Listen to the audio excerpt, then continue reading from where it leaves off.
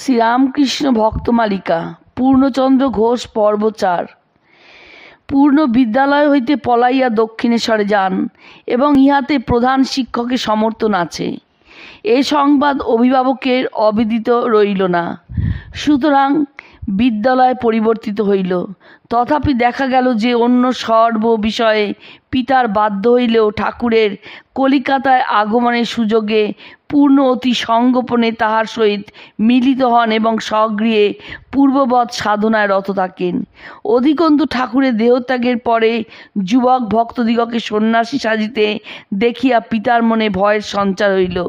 কাজে অপরিণত বয়সী পুত্রের উদ্বাহ বন্ধনের আয়োজন চলিতে লাগিল। ঠাকুরের দেহত্যাগের 2 বৎসর পরে 16 বৎসর বয়সে একরকম জোর করিয়াই তাহাকে গৃহস্থ সাজানো হইল। যথাকালে ভারত সরকারের অধীনে চাকরির ব্যবস্থা হইয়া গেল। পূর্ণ এখন পুরা সংসারী, স্বভাবত গম্ভীর প্রকৃতি। পূর্ণের অধ্যাত্ম বিকাশের পথ সহসা সংকীর্ণতর হইয়া পড়িল। সর্বপ্রকার বিরাট সম্ভাবনা লইয়া আগত যে ঈশ্বরকোটি মহাপুরুষ সত্যগুণের আধিক্যে স্বামী বিবেকানন্দের পরে স্থান পাইবার উপযুক্ত বলিয়া নির্দিষ্ট হইয়াছিলেন, তাহার হৃদয় মাধুর্যের অভিব্যক্তির ক্ষেত্র এইভাবেই সংকুচিত হইতে দেখিতে পাইয়া ভাবিতে হয়, এ কি দৈবী মায়া? ইহা কি পারিপার্শ্বিক বিরুদ্ধ পরিবেশের নিকট অন্তঃশক্তির পরাজয়, অথবা ভগবল্লীলার সমস্ত অংশ মানব বুদ্ধির অতীত? শাস্ত্রপাঠে জানা যায় যে অবতার যখন যুগধর্ম প্রবর্তনের জন্য ধরাধামে আগমন করেন, তখন 2 শ্রেণীর নিত্যসিদ্ধ ভক্ত তাহার অনুগমন করেন। একদল তাহার যুগধর্ম প্রচারে ব্রতী হন, অপররা শুধু লীলা আস্বাদন করেন বা লীলাবিলাসের সহায় হন। বাউলের দলের ন্যায় আপন মনে নাচিয়া গাইয়া চলিয়া যান। পূর্ণ কি এই দ্বিতীয় শ্রেণীর অন্তর্গত? সে যাহাই হোক, পূর্ণের পরবর্তী জীবন ভক্তের নিকট যেমন উপভোগ্য, সৎ গৃহস্থের নিকট তেমনি শিক্ষাপ্রদ।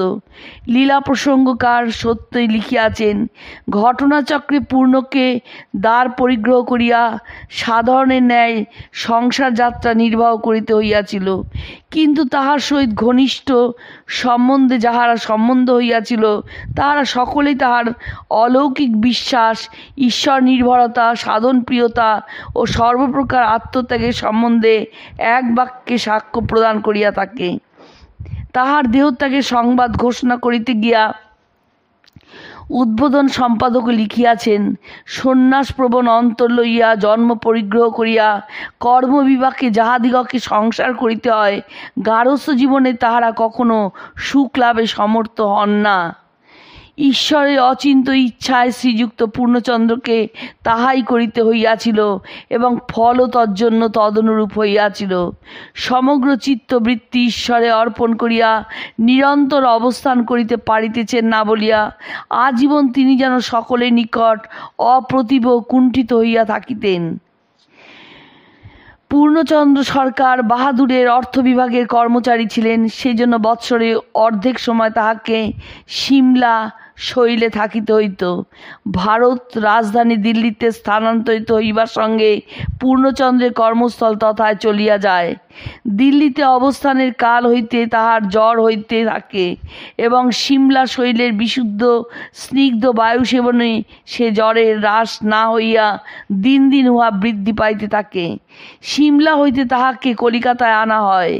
এখানে তিনি প্রায় 6 মাস শয্যাগত থাকিয়া দেহত্যাগ করেন। অন্তরে সন্ন্যাসী পূর্ণচন্দ্র এই সময়ে সহধর্মিণীকে চিন্তিতা দেখিয়া বলিয়াছিলেন, আমরা কি সংসারের অন্য লোকের ন্যায়? আমরা যে সর্বতভাবে ঠাকুরের। আমার জন্মিবার পূর্বে যিনি তোমাদের আহার দিয়ে রক্ষা করেছেন, আমার মৃত্যু হলে তিনিই তোমাদের রক্ষা করবেন, দেখবেন। অশেষ রোগ যন্ত্রণার মধ্যেও তাহার দেহ মনে একটা অপূর্ব শান্তি বিরাজিত থাকিত। তিনি বলিতেন যে তাহার শয্যা পার্শ্বে শ্রীরামকৃষ্ণদেব সর্বদা বসিয়া আছেন। গৃহস্থ জীবনের কর্তব্য তিনি যথাবিহিত সম্পাদন করিয়াছিলেন।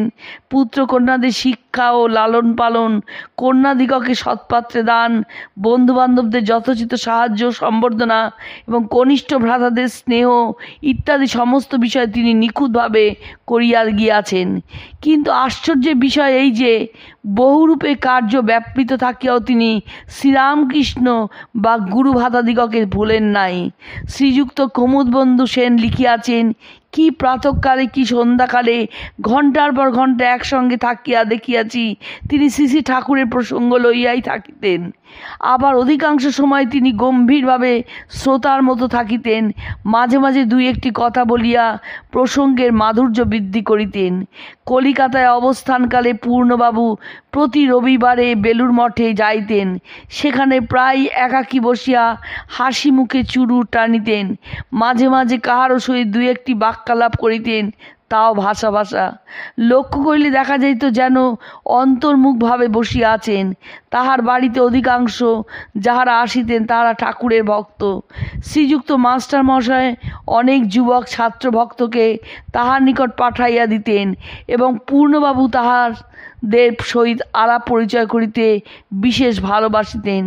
বিশেষ যেসব যুবক সংসার ত্যাগ করিয়া শ্রীরামকৃষ্ণ মঠে সন্ন্যাসী হইবার জন্য দৃঢ়চিত্ত হইতেন, তাহাদের দেখিলে তাহার আনন্দের সীমা থাকিত না। শ্রী শ্রী ঠাকুরের অন্তরঙ্গ সন্ন্যাসী সন্তানগণ পূর্ণবাবুকে বিশেষ শ্রদ্ধা করিতেন এবং নবাগতদের নিকট তাহার পরিচয় প্রদানকালে পূর্ব কথা স্মরণ করিয়া অভিভূত হইয়া পড়িতেন।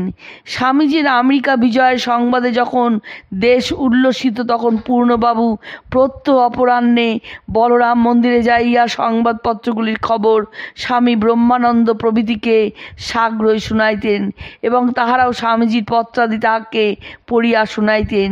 ওই প্রসঙ্গে পূর্ণবাবু হয়তো কিছু বলিতেছেন, এমন সময় অপর কেউ ব্যস্ত হইয়া নিজ বক্তব্য পেশ করিতে চাইলেন। অমনি মহারাজ প্রভৃতি বাধা দিয়া কইলেন, পূর্ণ যখন কথা বলবে তোমরা চুপ করে শুনবে। 1897 খ্রিস্টাব্দে স্বামীজি কলিকাতায় ফিরিলে তাহাকে যখন শোভাযাত্রা সহকারে লইয়া যাওয়া হইতেছিল, তখন তিনি কর্নওয়ালিস স্ট্রিটে পূর্ণবাবুর গৃহের সম্মুখে গাড়ি থামাইয়া পূর্ণবাবুকে ডাকিতে স্বামী ত্রিগুণাতীতানন্দকে পাঠাইলেন। পূর্ণবাবু সকালে শিয়ালদহ স্টেশনে ভিড়ের এক পাশে দাঁড়াইয়া অভ্যর্থনার আড়ম্বর স্বামীজিকে দর্শনান্তে গৃহে ফিরিয়া আসিয়া অফিসে যাইবার আগে স্নান করিতেছিলেন। স্বামীজির আহ্বানে ওই অবস্থায় বাহিরে আসিলে স্বামীজি সাদর সম্ভাষণ জানাইয়া তাহাকে বিদায় দিলেন। দিল্লি ও সিমলার থাকাকালেও তিনি গুরুভ্রাতাদের সহিত যোগাযোগ রাখিতেন। স্বামী তুরীয়ানন্দ একবার কাশ্মীর ভ্রমণান্তে তাহার সিমলার বাড়িতে অতিথি হইয়াছিলেন। এতদ্ব্যতীত অপর অনেকে তথায় গিয়াছিলেন এবং অনেকের সহিত তাহার পত্রালাপ ছিল। কাহাকেও অর্থাদি দ্বারা তিনি সাহায্য করিতেন। গিরিশবাবুর দেহত্যাগের কিছু পূর্বে পূর্ণ তাহার শয্যাপার্শ্বে উপস্থিত হইলে গিরিশ করজোড়ে বলিলেন, ভাই আশীর্বাদ করো যেন প্রতি মুহূর্তে ঠাকুরকে স্মরণ করতে পারি। জয় রামকৃষ্ণ। পূর্ণ কোমল স্বরে উত্তর দিলেন, ঠাকুর আপনাকে সর্বদাই দেখছেন, আপনি আমাদের আশীর্বাদ করুন।